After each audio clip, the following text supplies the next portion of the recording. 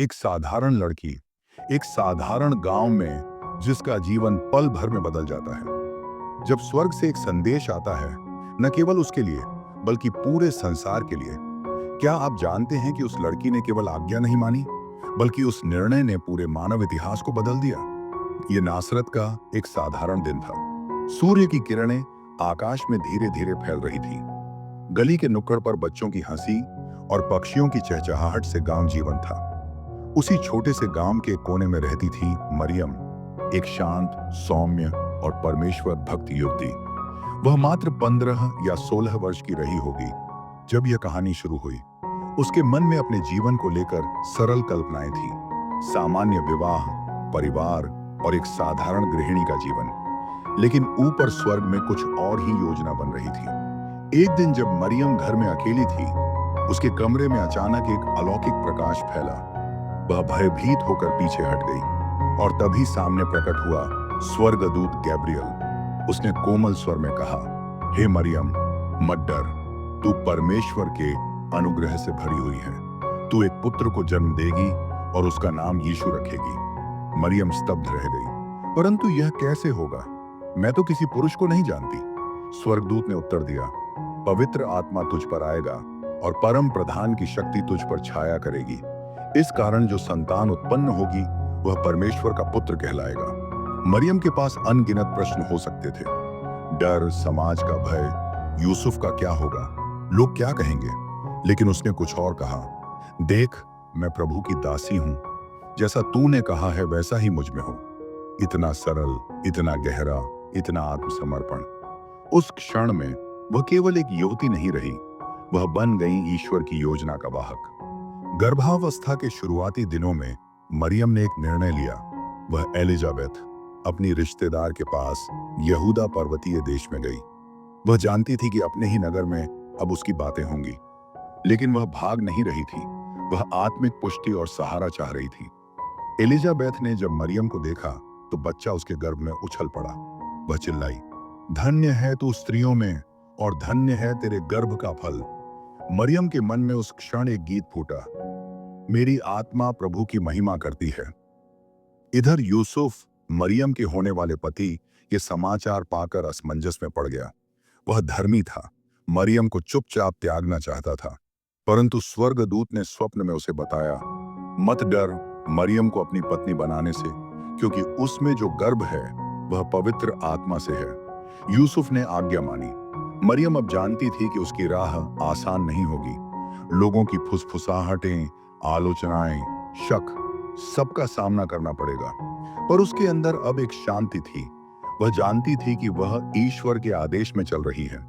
इस भाग के अंत में हम देखते हैं कि मरियम एक आदर्श है, हर उस स्त्री के लिए जो समाज के दबाव, डर और अनिश्चितताओं के बीच भी परमेश्वर की योजना को अपनाने का साहस रखती है।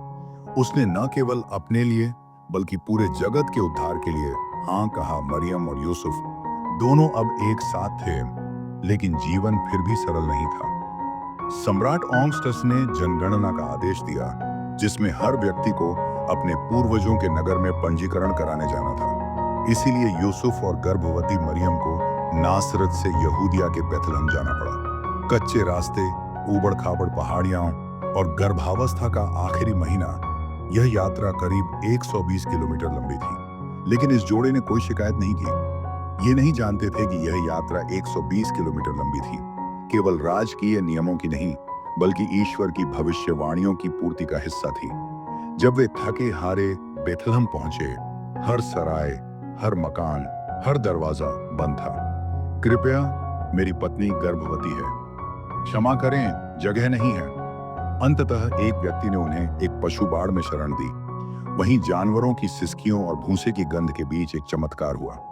आधी रात का समय था, सितारे मंद चमक रहे थे और तभी संसार की सबसे महान घटना घटित हुई। मरियम ने अपने पुत्र को जन्म दिया। वह बालक यीशु था। न कोई झूला, न रेशमी कपड़े, बस एक लकड़ी की चरनी और मां की गोद। पृथ्वी पर ईश्वर का आगमन सबसे विनम्र रूप में हुआ था। इसी समय नगर के बाहर कुछ चरवाहे अपने झुंडों की रखवाली कर रहे थे। तभी आकाश एकदम उज्जवल हो उठा और स्वर्गदूत प्रकट हुए। मत डरना, देखो, मैं तुम्हें बड़ा आनंद देता हूं। आज तुम्हारे लिए एक उद्धारकर्ता जन्मा है। चरवाहे दौड़े, उन्होंने उस दृश्य को देखा। माँ, पिता और एक शिशु जो पवित्रता से दमक रहा था। उन्होंने मरियम को वह सब बताया जो स्वर्गदूतों ने कहा था। मरियम ने यह सब अपने हृदय में संजो लिया, जैसे आत्मा के भीतरी मंदिर में कुछ पवित्र संग्रह किया जाता है। 8वें दिन पर बालक का खतना हुआ और उसका नाम रखा गया यीशु। 40 दिन बाद वे उसे मंदिर में ले गए, जैसा व्यवस्था के अनुसार किया जाता था। वहां एक वृद्ध पुरुष शमौन ने उन्हें देखा और बालक को अपनी बाहों में लेकर कहा, मेरी आंखों ने उद्धार को देख लिया है। लेकिन उसने मरियम की ओर मुड़कर भी कुछ कहा, एक तलवार तेरे प्राणों में भी छेद करेगी। मरियम उस समय इन शब्दों की गहराई नहीं समझ पाई, लेकिन ये शब्द बाद में उसकी आत्मा पर अंकित हो जाने वाले थे। कुछ महीने बाद दूर देश से कुछ बुद्धिमान लोग पूर्व से एक चमकते तारे के पीछे चलते हुए यरूशलेम पहुंचे। यहूदियों का नया राजा कहाँ है? उन्होंने पूछा। राजा हेरोदेस घबरा गया। वह क्रूर था और सत्ता का भूखा। उसने चालाकी से ज्ञानी लोगों को बेथलहम भेजा ताकि वह स्वयं उस नवजात को नष्ट कर सके। ज्ञानी लोग बालक के पास पहुंचे और स्वर्ण, लोहबान और गंधरस अर्पित किए। फिर उन्होंने स्वप्न में ईश्वर की चेतावनी पाई और लौटते समय दूसरा मार्ग चुना। यूसुफ को एक रात स्वप्न में स्वर्गदूत दिखाई दिया, उठ, बालक और उसकी मां को लेकर मिस्र भाग जा, क्योंकि हेरोदेस बालक को मार डालने का यत्न करेगा। उसने तुरंत मरियम और शिशु को उठाया और रात के अंधेरे में सफर शुरू किया। मरियम के हृदय में भय, चिंता और फिर भी अजीब सी शांति थी। वह जानती थी ये संतान केवल उसकी नहीं, सारे संसार की थी। मिस्र में उन्हें वर्षों तक शरणार्थी बनकर रहना पड़ा। नई भाषा, नया समाज, नया संघर्ष, लेकिन यह सब भी मरियम ने बिना शिकायत के सहा। हर दिन वह यीशु को देखती, उसे दूध पिलाती, उसके हाथ पांव थामती और मन ही मन सोचती, क्या यही वह मसीहा है जिसकी भविष्यवाणियां सदियों से की गई? उधर जब हेरोदेस को झांत हुआ कि ज्ञानी लोग लौटे नहीं, तो उसका क्रोध उफान पर आ गया। उसने 2 वर्ष तक के सभी बालकों को मरवा दिया। चीखें, आंसू, माताओं का शोक। मरियम उस समय मिस्र में सुरक्षित थी, लेकिन इस विनाश का बोझ एक मां के हृदय पर हमेशा बना रहा। इस भाग का अंत उस बिंदु पर होता है जब यूसुफ को फिर से स्वर्गदूत स्वप्न में प्रकट होता है। अब लौट चलो, हेरोदेस मर चुका है। मरियम अब एक मां थी जिसने शांति, विस्थापन और परमेश्वर की योजना को एक साथ जी लिया था। अब यीशु धीरे धीरे बड़ा हो रहा था, चलना सीख रहा था, बोलना, हंसना, गिरना, उठना, एक साधारण बालक की तरह, लेकिन उसकी आंखों में एक असाधारण गहराई थी। मरियम के लिए वह सिर्फ उसका बेटा नहीं था, वह उसकी आत्मा का विस्तार था। यीशु कभी किसी घायल पक्षी को गोद में उठाकर उसे सहलाता, तो कभी किसी बूढ़ी स्त्री को पानी पिलाने दौड़ पड़ता। मरियम अक्सर उसे दूर से देखती और सोचती, क्या यह वही है जिसकी भविष्यवाणी हुई थी? यूसुफ एक बढ़ई था। वह यीशु को लकड़ी काटना, जोड़ना, नापना और बनाना सिखाता। मरियम उन्हें काम करते देखती और परमेश्वर का धन्यवाद करती। परंतु यीशु की समझदारी अक्सर उम्र से आगे की लगती। वह सवाल करता, ध्यान लगाकर सुनता और कुछ ऐसा कह देता जो मरियम को भीतर तक हिला देता। यीशु अब 12 वर्ष का हो चुका था। यहूदियों की परंपरा अनुसार परिवार उसे यरूशलेम के पर्व में ले गया। पवित्रता, उल्लास, भजन और हजारों श्रद्धालु, पूरा शहर रोशनी और भक्ति से भरा था। मार्ग में मरियम उसे समझाती रही, यह हमारा मंदिर है, यहाँ परमेश्वर की उपस्थिति बसती है। 3 दिन बाद जब कारवां लौट रहा था, तब मरियम ने पाया यीशु उनके साथ नहीं है। उसका हृदय कांप गया। वह यूसुफ के साथ दौड़ती हुई वापस यरूशलेम पहुंची। वे 3 दिन तक उसे खोजते रहे, गलियों में, बाजारों में, रिश्तेदारों के घरों में। अंततः वे मंदिर पहुंचे। वहां वह 12 वर्ष का लड़का पुरोहितों और धर्मगुरुओं के बीच बैठा था और ज्ञान की ऐसी बातें कर रहा था कि सब चौंक गए। मरियम रो पड़ी, बेटा, तू हमें छोड़कर यहाँ क्यों रह गया? यीशु ने कोमलता से कहा, क्या आप नहीं जानती कि मैं अपने पिता के काम में लगा हूं? मरियम कुछ नहीं बोली। वह जानती थी अब समय आ रहा है जब वह उसे खुद से दूर होते देखेगी, लेकिन वह फिर भी मुस्कुराई और यीशु का हाथ पकड़कर घर लौटी। वर्ष बीतते गए। यीशु अब 18, फिर 20 और फिर 30 का हो गया। मरियम हर दिन उसे देखते हुए दो बातें एक साथ जी रही थी, एक माँ का गर्व और एक भविष्य की चिंता। किसी समय पर यूसुफ की मृत्यु हो गई। यह घटना बाइबल में विस्तार से नहीं लिखी, लेकिन परंपराएं कहती हैं कि मरियम विधवा हो गई। अब वह अकेले अपने पुत्रों और बेटियों को पाल रही थी। यीशु सबसे बड़ा था। उसने मां का हाथ थामा, परंतु वह जानती थी उसका बेटा केवल उसका नहीं था। एक दिन यीशु ने कहा, मां, अब समय है, मुझे जाना होगा। मरियम चौंकी। क्या मैं तैयार हूं? उसने कुछ नहीं कहा, बस उसे तैयार होते देखा। शायद उसकी आंखों में आंसू थे, पर होंठों पर वही शब्द जो बरसों पहले कहे थे, जो तू कहे वैसा ही हो। यीशु अब एक प्रचारक बन चुका था। उसके पीछे हजारों लोग थे, पर मरियम हमेशा पीछे रहती थी, भीड़ में, छाया में, एक साधारण स्त्री की तरह। वह जानती थी यह उसका पुत्र है, लेकिन अब वह मसीहा भी है। मरियम ने कभी मंच नहीं मांगा। वह चुप रही, साक्षी बनी, प्रार्थना करती रही। वह गवाह बनी, पानी को दाखरस बनते, अंधों की आंखें खुलते, बीमारों को चंगा होते और लोगों के दिल बदलते।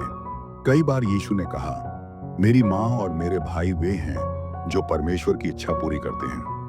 लोग सोचते थे कि वह मरियम को अस्वीकार कर रहा है, लेकिन मरियम जानती थी कि वह क्या कह रहा है। उसने फिर भी मौन रहकर सब कुछ स्वीकार किया। वह जब भी अवसर मिला, वह यीशु को देखने मंदिरों में, पर्वों में पहुंचती थी। उसकी आंखें कभी बोलती थीं, बेटा तू कैसा है, पर उसका दिल बोलता था, तू जा, मैं तुझ में हूं। धीरे धीरे परिस्थितियां बदल रही थीं। विरोध बढ़ रहा था। फरीसी, शास्त्री, याजक सभी क्रोधित थे। मरियम महसूस कर रही थी अब वह दिन दूर नहीं जिसकी तलवार शमौन ने भविष्यवाणी की थी। वह दिन धीरे धीरे निकट आ रहा था, जब आकाश अंधकार से भर जाएगा और धरती कांप उठेगी। मरियम हर रात अपने बेटे के लिए प्रार्थना करती, पर अब उसके स्वप्नों में धुंधलापन आ गया था। शमौन की भविष्यवाणी याद आती, एक तलवार तेरे प्राण को भी बेच डालेगी। उस रात मरियम को नींद नहीं आई। कहीं दूर मशालों की रोशनी, सैनिकों के चीखते स्वर और लोगों की भीड़ का शोर उसके कानों में पड़ा। उसका दिल कांप गया। क्या वह घड़ी आ गई? सैनिकों ने उसे बंदी बना लिया था। उसके शिष्य बिखर गए और मरियम चुपचाप अपने आंचल में मुंह छिपाकर रोती रही। पर अब वह आंसू थामने लगी थी। वह सिर्फ मां नहीं थी, वह परमेश्वर की योजना की साक्षी भी थी। यीशु पिलातुस के सामने खड़ा था, चुप, शांत और निर्भीक। भीड़ चिल्ला रही थी, क्रूस पर चढ़ा दो। मरियम वहीं थी, पीछे, छाया में, खामोश। वह चाहती थी कि कोई उसे पहचान न सके, पर वह अपने बेटे को देख रही थी, एक तक। हर कोड़ा जो यीशु की पीठ पर पड़ा, मरियम के सीने पर गिरा। हर थूका गया शब्द, हर उपहास, वह सुनती रही, सहती रही। उसने मुंह नहीं खोला, शायद क्योंकि उसके आंसू अब सूख चुके थे। यीशु अपने कंधे पर क्रूस उठाए चला जा रहा था। लोग हंस रहे थे, सैनिक धक्का दे रहे थे, पर उसकी आंखें किसी को ढूंढ रही थीं। तभी एक क्षण के लिए उसकी नजर पड़ी अपनी मां पर। नजरें मिली, शब्द नहीं। क्रूस गाड़ा गया, कीलें ठोंकी गईं और यीशु को ऊपर उठाया गया। मरियम वहीं खड़ी थी, उसके पैरों के पास। उसे अब तक वह दिन याद था जब उसने अपने बेटे को पहली बार गोद में लिया था। आज वही बेटा आकाश की ओर टांगा गया था। यीशु ने कहा, हे नारी, देख, यह तेरा पुत्र है। उसने यूहन्ना की ओर इशारा किया। हे पुत्र, देख, यह तेरी माता है। मरियम ने कुछ नहीं कहा, बस अपना हृदय उस युवक को सौंप दिया, जैसे कभी परमेश्वर को सौंपा था। जब यीशु ने कहा, पूरा हुआ, तो आकाश में बिजली कड़की, मंदिर का पर्दा फटा और धरती कांप गई। मरियम वहीं खड़ी रही। उसका बेटा अब बोल नहीं रहा था। यीशु को क्रूस से उतारा गया और मरियम की गोद में रखा गया। वह चित्र अज्ञेय है, एक मां जिसका पुत्र अब भी उसी गोद में है जिसमें वो शिशु था, पर आज निर्जीव। उसने उसे चूमा और कहा, अब तू विश्राम कर पुत्र। मरियम उसे लेकर कब्र तक गई। पत्थर लुढ़का दिया गया, शब्द नहीं बचे, आशा भी नहीं। मरियम यूहन्ना के साथ थी। वह बात नहीं करती थी, बस किसी अज्ञात आशा में आकाश निहारती। क्या यह अंत है? मरियम मगदलीनी दौड़ती हुई आई। कब्र खाली है, वह जीवित है। मरियम कुछ क्षण खामोश रही, फिर उसकी आंखों से आंसू छलक पड़े। यीशु प्रकट हुआ, पहले अपने शिष्यों को और फिर अपनी मां को। वह दृश्य स्वर्ग का था, एक बेटा जो मृत्यु से जीतकर लौटा और एक मां जिसकी आस्था ने सृष्टि को बदल दिया। अब यीशु स्वर्ग में गया, पर मरियम धरती पर रह गई, नई भूमिका में। अब वह प्रेरितों के साथ प्रार्थना करती, उन्हें ढाढ़स देती, उन्हें याद दिलाती। हमें वही करना है जो उसने सिखाया। मरियम अब सिर्फ एक मां नहीं थी, वह मसीह की कलीसिया की माता थी। वह अब भी वही वाक्य दोहराती थी, जो वह कहे वही करना। उसका जीवन अब एक उदाहरण बन चुका था, त्याग, विनम्रता, स्थिरता और आत्मिक विश्वास का। मरियम क्रूस के नीचे गोद में मसीह का शव लिए, आंखें बंद किए हुए। यह चित्र आज भी दुनिया के सबसे भावुक चित्रों में से एक है। उसने स्वर्गदूत से कहा था, जो तू कहे वही होगा, और आज वह अपने बेटे की पुनरुत्थान की गवाही बन गई। मरियम की कहानी समाप्त नहीं होती। वह हर उस स्त्री में जीवित है जो कठिनाई में विश्वास बनाए रखती है, हर उस मां में जो अपने बच्चे को परमेश्वर को समर्पित करती है। क्या आप कल्पना कर सकते हैं उस मां की जिसने परमेश्वर के पुत्र को जन्म दिया, जिसने उसे गोद में खिलाया, उसके घावों पर फूंक मारी, उसे चलना सिखाया और फिर क्रूस पर चढ़ते हुए देखा। वह कोई साधारण स्त्री नहीं थी, वह थी मरियम। उसने हां कहा जब पूरी दुनिया डर रही थी, उसने विश्वास रखा जब सारा संसार कांप रहा था। यह कहानी है समर्पण की, पीड़ा की और उस प्रेम की जो केवल एक मां ही समझ सकती है। मरियम, समर्पण का आदर्श, एक मां की आंखों से मसीह का जीवन। अगर मरियम का समर्पण आपके दिल को छू गया हो तो इस चैनल को जरूर सब्सक्राइब करें, क्योंकि हम यहाँ ऐसी ही कहानियां लाते हैं जो आत्मा को झकझोरती हैं और विश्वास को फिर से जगाती हैं। सब्सक्राइब कीजिए और हमारे साथ इस आत्मिक यात्रा में जुड़े रहिए। याद रखिए, आपकी एक क्लिक किसी और तक यीशु का संदेश पहुंचा सकती है। धन्यवाद। प्रभु आपको आशीष दे।